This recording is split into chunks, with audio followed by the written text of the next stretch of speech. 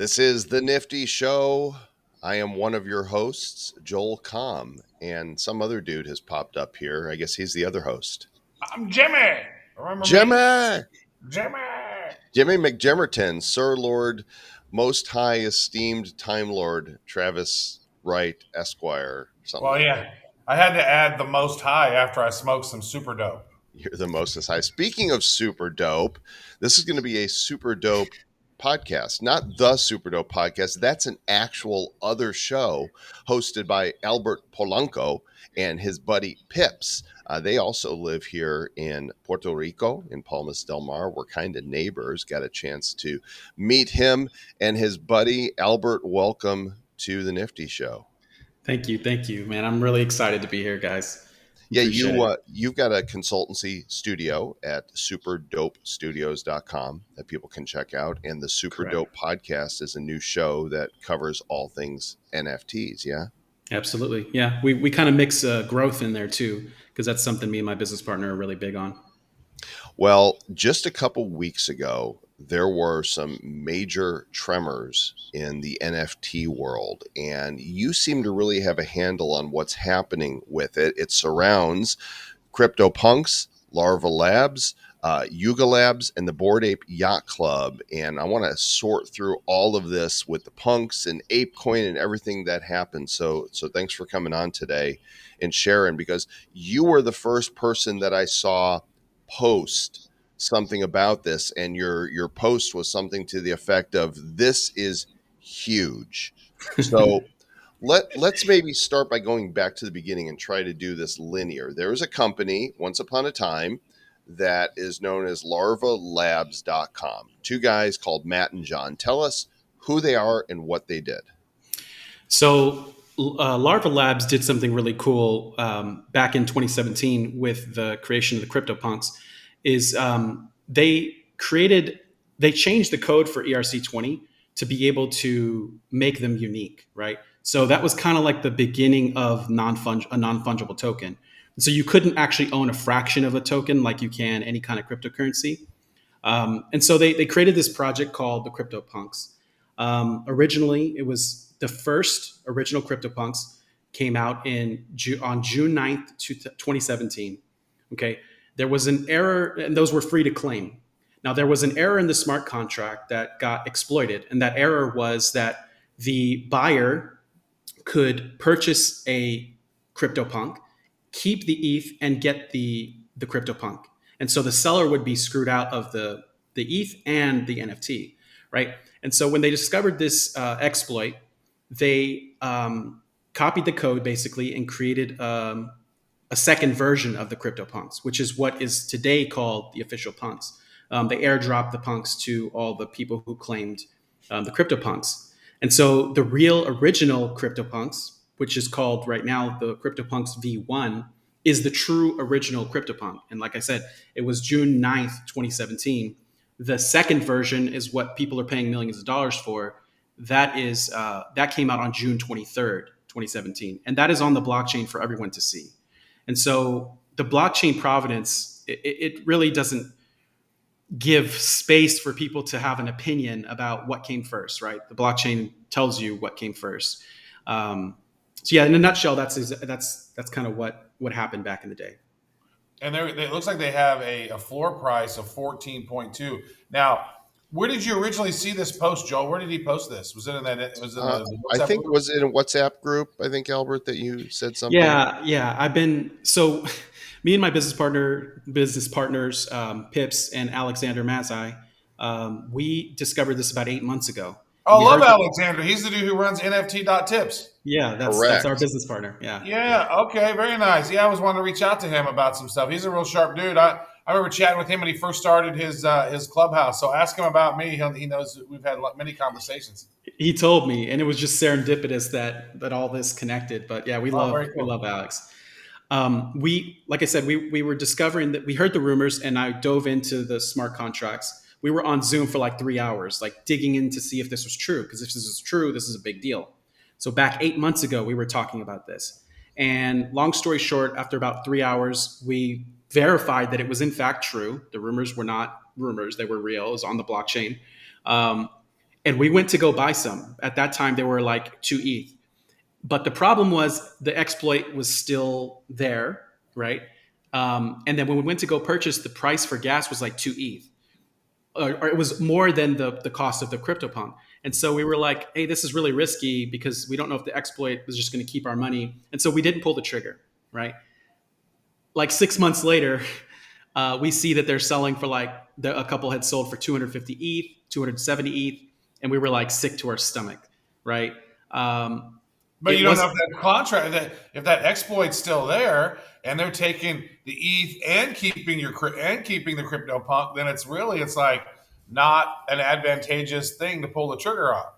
Correct, and that's why we decided against it. However, a lot of people that we know that bought them back then, they got them just fine, right? The way that they got around the exploit was they just wrapped the token, right? And wrapping a token is essentially like putting it in a clear container, patching over the exploit and being able to trade it. And so with that, they fixed the exploit and people started trading them. That's kind of, I kind of see this head in a jar, right? It's the wrapper. Yeah. So let's just be clear. The CryptoPunks that have now sold on the secondary market for 873,000, right? ETH. Like the mark, let's see on here. It says on the official site that there have been over $2 billion in sales of these. You're telling me that these are actually not the OGest of OGs, that there is a previous version that predates it that only have a floor of 14.2. How is that even possible that these truly authentic ones, the first ones, are relatively cheap compared to the ones that people are paying millions for? Well, this goes back to Larva Labs trying to control the collection from a central perspective, right? They essentially said, well, we can't, the V1s exist already. They're on the blockchain. There's nothing we could do about that. But we're not going to allow them to be sold. And so everyone's going to unanimously decide that the V2s are the originals and the true CryptoPunks. However, they didn't anticipate the CryptoPunks would become what it is, and they wouldn't anticipate that NFTs would become what they are, in the sense that the CryptoPunks are a piece of NFT history. And so a lot of people have used the argument, the ETC, Ethereum Classic versus Ethereum argument, but that argument is invalid. You guys are familiar with the whole DAO hack and everything, and they just, okay. So that argument is invalid because you're talking about a fungible token. A fungible token means it's the same, it's interchangeable. With the CryptoPunks, we're talking about a non-fungible, which means they're unique and they're not interchangeable. They're not the same. So you're meaning to tell me that this unique asset that you're telling me is unique, there's something that predates it, and it's a copy of that predates it. It's a piece of it has like a fuchsia, purplish background, lavender background instead of the blue background, right? That's really the only difference that I can ascertain is the CryptoPunks have the blue background. Some of them have the burnt maroon or whatever color it is. And then the V1s was more like a kind of a light purpley thing. Plum. Correct. Yeah, that's in the process of wrapping. The background color changes, but the underlying token is still really. There. Oh, but originally they were blue like that. But whenever they wrapped it, it changed. Correct. Yes. So maybe it's not V1 now because it's been changed. Well, you still have the underlying token in that wrapped contract, right?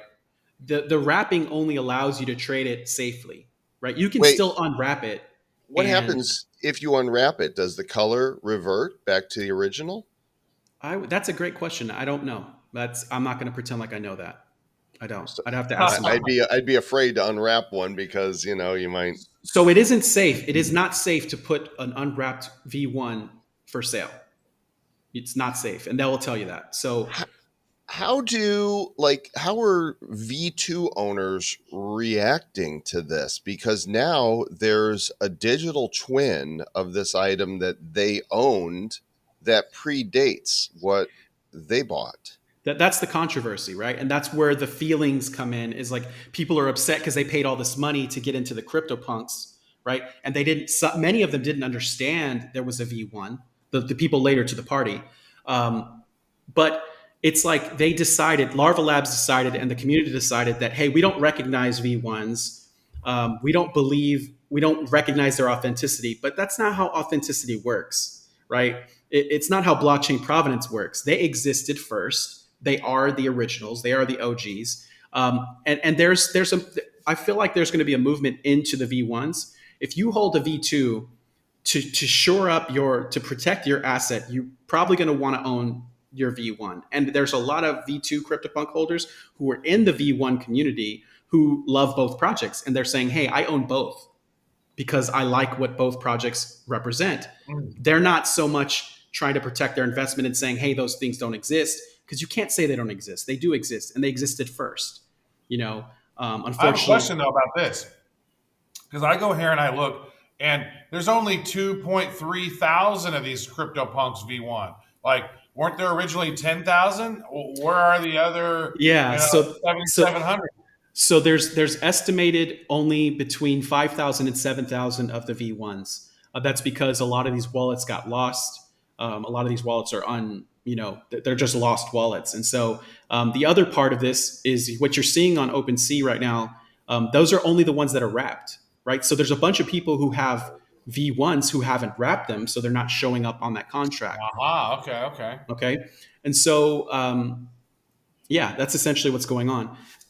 So there's fewer V1s. Some of them are lost forever. I mean, I'm sure that there's some V2s that are lost also, in wallets. I don't know which ones they are, but that somebody got something for free, and somewhere down the line, there's got to be some of them that are lost.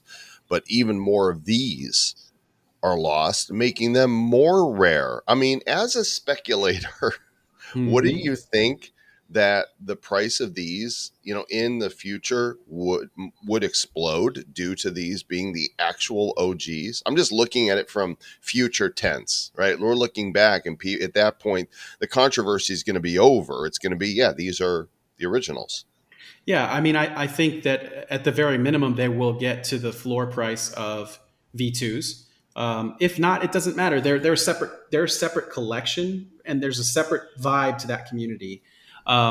If you're a real collector, if you're like a true collector, historical NFTs are such a huge part of, like, there's a huge demand for historical NFTs, and this is a piece of NFT history. So I do anticipate over the long run that the controversy will die out, and people will want to own these V1s. That's the bet we're making. It's so wild. So the wrapped CryptoPunks from the original exploited V1 contract are there. And you know what? I remember seeing the message that you had put out there. And then also, Not Mario Brown reached out and said, hey, dude, check this out. He goes, what are you thinking about these? And I go, oh, dude. I was like, I didn't understand it at first. I didn't realize that they were the actual V1s. I was like, wait a second. Who's going to pay? It was at the time like almost 11 ETH. 11 ETH for a derivative of the CryptoPunk? No way, dude. There's no way I would pay that.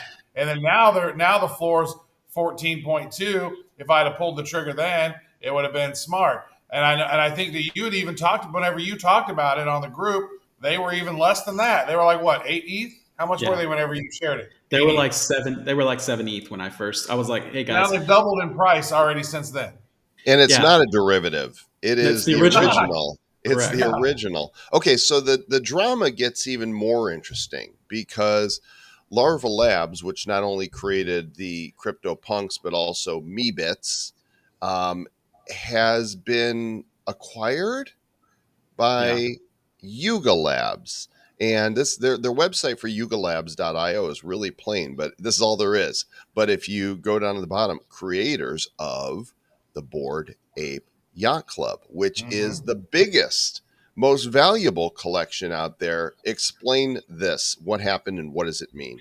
So Yuga Labs did like a level 9,000 boss move with the purchase of the IP from Larva Labs. See, Larva Labs was never really a Web3 company. Like, their ethos wasn't aligned with the Web3 ethos, right? Yuga Labs really is. And so they purchased the CryptoPunks and the Meebits, and they literally, their first act was to grant all holders commercial IP rights. And so that was something that Larva Labs was not willing to do, that people who spent millions of dollars for these CryptoPunks were like asking for. And Yuga Labs just came and purchased them and said, "Here, holders, let's see what you guys create." Right? When that acquisition happened, the very moment that acquisition happened, me and Pips understood we need V1 CryptoPunks. We bought them that day. The moment that they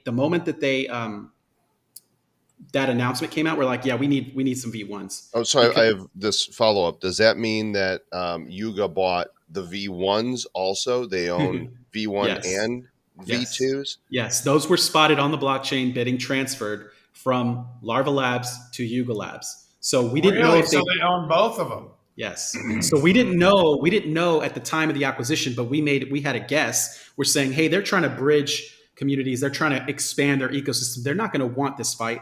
And they already said that they weren't going to pursue any of the copyright claims or anything like that against any of the derivative projects. So why would they pursue any kind of legal claims that Larva Labs was trying to pursue against the originals, right? So we just saw that the asymmetric upside, right? That the risk to reward was there. But then we spotted on the blockchain that the V1s, because Larva Labs held 1,000 V1s, right? And they started transferring them to the Yuga Labs multi-sig wallet. And so with that, we still don't know what they're going to do. But regardless, we see the value as a historical piece, right? But now there's digital twins. So now there's the V1 and there's the V2. So if you have the V2 and you don't have the V1, then it's almost like that. Is that going to piss off the person? Because it's almost like, who's got the G Money? You know, G Money is taking his. And it's like, if you got that G Money V1 version, then maybe you're the real G Money.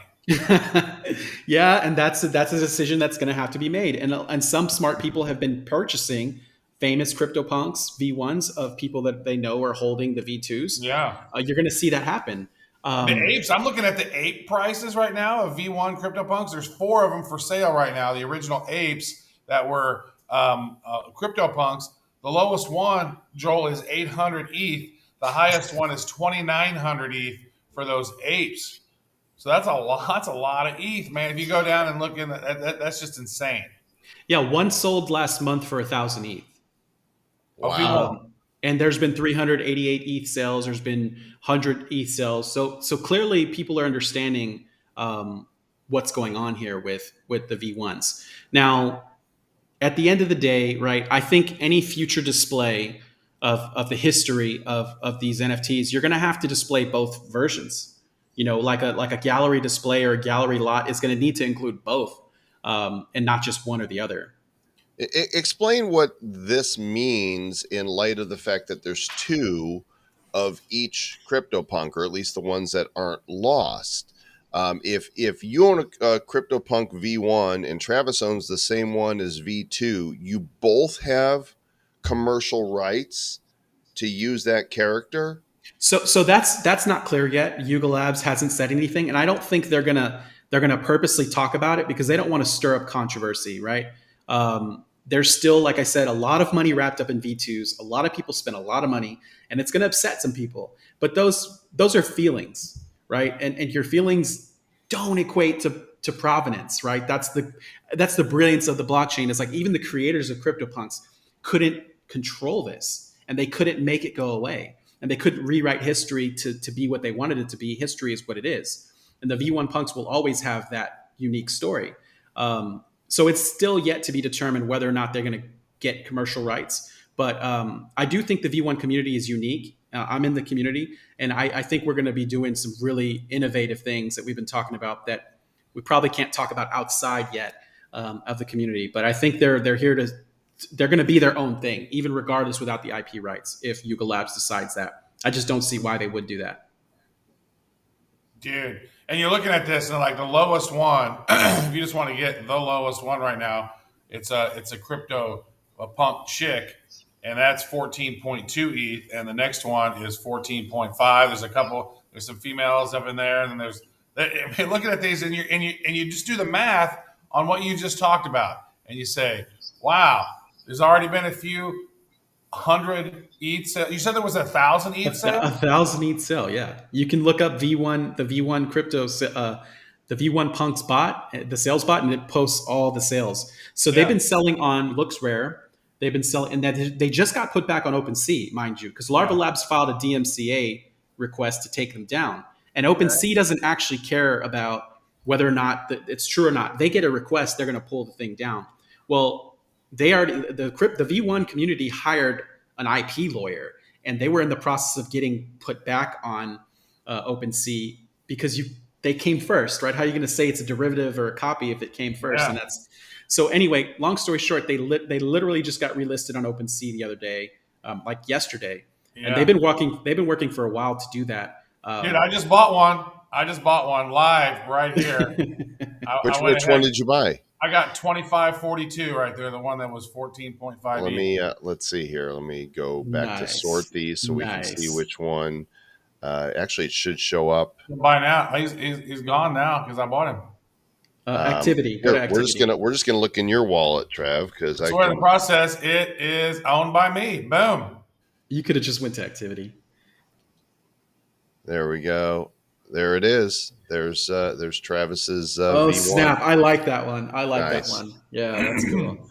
So, and I'm willing to sell it right now, folks, for 57 ETH. 77 ETH. That's really gracious of you. Okay, so I want to lose 4x my money, bitches. So let's go. Just when you think the story is as interesting as it gets more interesting. You guys stick with us here because Yuga Labs, the creators of the Bored Ape Yacht Club, has not only acquired these properties from Larva Labs, but they just launched their own token, the ApeCoin, and this is making a big stir. So explain to us what happened here. ApeCoin.com is the website.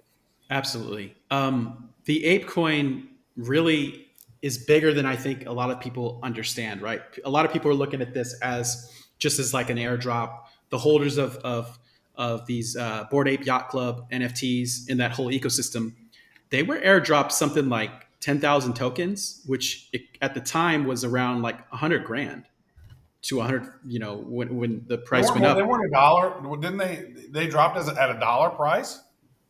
What's that? Did they 100 grand? What, they were at $10 whenever they started? Is that what happened? Yeah. Yeah. So the price was around like $14, $15. So it went up to like about 18,000. Yeah. So they did that to decentralize the governance, right? This is a governance token. And so what happened here with the ApeCoin, so it's the ApeCoin DAO, and then there's the Ape Foundation, right? The ApeCoin DAO is all you need to participate in governance for the ecosystem is to have ApeCoin. And is there a ballpark of how many you need? No, any gives you voting power. And then the Ape Foundation is like the board, right? So what they essentially did was they modeled the EIP structure, Ethereum Improvement Protocol proposal, and they call it an AIP, right? So Ape Improvement Proposal. They basically outlined a structure, a decentralized structure for how to govern this ecosystem. And what I feel like, yes, DAOs existed before them. Obviously, Ethereum was decentralized and governance was decentralized. But what they did was, I think we saw the birth of a new political power, right? Like mainstream adoption of DAOs. Wait, is this now Planet of the Apes? Yes. Oh, shit. They're going to mainstream the adoption of DAOs, right? Decentralized autonomous organizations. And this gives like asymmetric power to a bottom-up approach to governance versus a top-down structure, right? That's what Web3 is all about. Now, whereas they were able to capture the imagination of people who drive the culture, right? And so you're putting this at the forefront of the people who drive culture, music, entertainment, video games. So I really feel like this whole ApeCoin DAO thing is going to be a lot bigger deal than what people are understanding. People just understand, oh, they made a bunch of money right now. But what they really did, like I said, is they're bringing DAO structures, bottom up governance to the very forefront. And it can't be ignored anymore. Yeah. Dude, if you bought an ape, say for 200 grand, because they've been around 200 grand.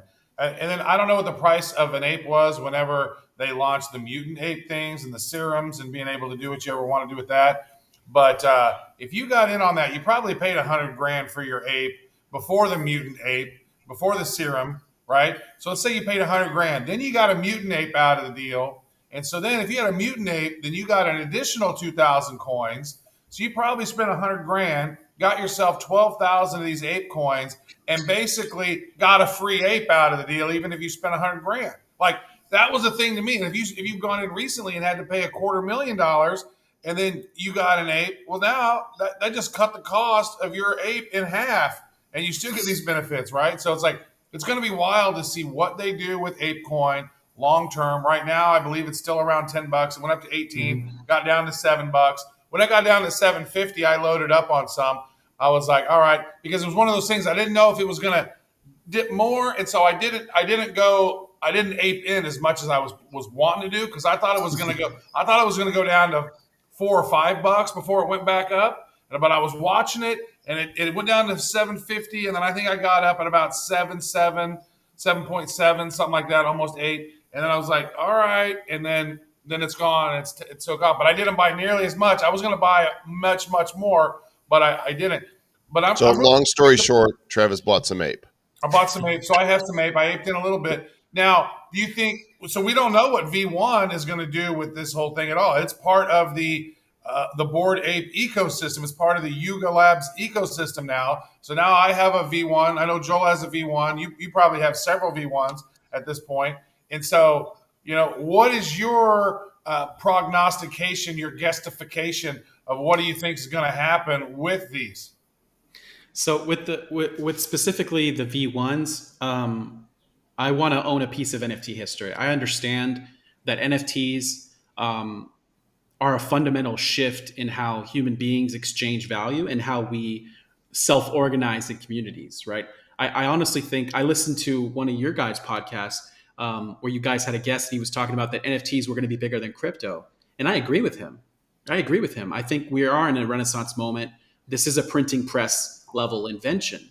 And so if you think about that, if I could own the first version of a printing press, would I not want, like, how much could that be worth? Like, not only just the monetary value, but just being a part of it and saying I own this piece of history. To me, the V1s are more attractive than the V2s. But regardless of what happens, whatever Yuga Labs decides, the V1 punk, what it is to be a punk, really is not about some overlord or centralized party telling you what to do. Regardless of what Yuga Labs decides, the V1 punks are going to do what they want to do, and they're going to exist forever. But so they're the first ERC 721. Is that correct? So they weren't. Yeah, they were ERC 20s, right. But they were modified to be able to be. You can't own a fraction, and then they could be made unique. Right. So that's historical in and of itself. Correct. Right there. Yeah. They were and there was NFTs that predated the CryptoPunks and the CryptoKitties and all Rare that. Pepes. Correct. All that stuff. Yeah. But it's still a very central piece. The CryptoPunks were kind of the beginning of the phenomenon of the PFP movement, where people could use them as an identity, right? And people want to use something to represent who they are, and so that part of it makes them a historical artifact, in my opinion.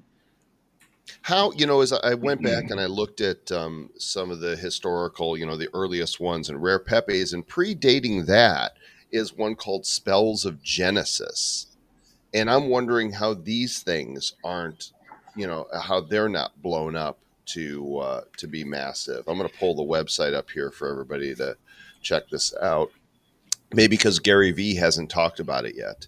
Yeah, I mean, go ahead. Sorry. Well, this dates back to, I want to say 2016 is when this initially launched. And, what blockchain was it on? I think that they're on Ethereum. Yep, they're on Ethereum. Okay. Says right here. And these are like the spell cards. And apparently there is a game that people are playing on mobile. So I don't. What's it called again, Joel? What's the collection? Spells of Genesis. I'm going to pull it up right here, and there's 1,043 items. Is that the original OG one? Created by Sogmaster. I would be careful to make sure that it's not a fake account here, but click on one of them and go to details. Like click on one of the NFTs. Yeah, let's take a look at this We one can here, right see there, where the they Frozen Colossus, and there's details. the contract address. Click on the or if you scroll down, it'll show you when they started. The very bottom of these transactions here. If you keep going, scroll all the way down, it'll show like when. Oh wait, up, right there. You see all the transactions here. If you scroll all the way to Yeah, the bottom. yeah, that's it. It says a year ago. Okay, But so it could that's be that these got wrapped as well correct. You'd have to because, trace that out. yeah. So I don't know. There's it's interesting to go down this rabbit hole. I want to refer to a story that we covered on Bad Crypto around Ape, and maybe you could explain exactly how this happened. But so I guess some dude knew that the airdrop was coming or just found out about it, and there was 5 Bored Apes locked up in a vault on what service was it? NFTX, On NFTX.io. NFTX. So what? Explain what they did here and what the result was. It was a big brain move, to be honest. So NFTX is where you can basically stake an NFT and earn rewards from trading activity. We've done this with other projects, but when the collection of in a vault gets really low, it becomes unstable, right? The vault becomes unstable, and so this guy spotted the opportunity to use what's called a flash loan. Right now, not just anybody can pull this off. You have to be able to code Solidity. You have to know what you're doing. You have to understand flash loans. But basically, a flash loan is he borrowed those NFTs and used them to claim the tokens, and then paid back the whole all in one transaction. So he did all of these moves in one single transaction. Therefore, you can borrow large amounts of money if you're going to pay it back in the same transaction. And so, like I said, this was truly a big brain move, and very, very few people would have been able to pull this off. So the dudes that own 7594, 8214, 9915, 8167, 4755 did not get, like, they had their things in a vault and they did not get their drops. This dude took them. Correct. Basically. Yeah. And when you deposit your NFT into a vault, right, you're staking your NFT, and then you're going to get rewards in the form of tokens. It's powered by SushiSwap, the underlying layer. So you're going to get rewards based on the activity in that vault, and you're also going to get rewards based on the trading on SushiSwap. So you get a percentage. I think it's like a 0.03 or 0.3% fee.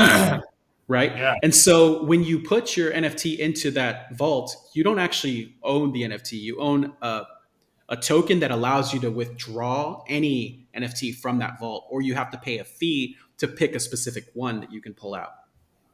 So how much do you think he spent actually to borrow those NFTs for a few minutes? I don't know.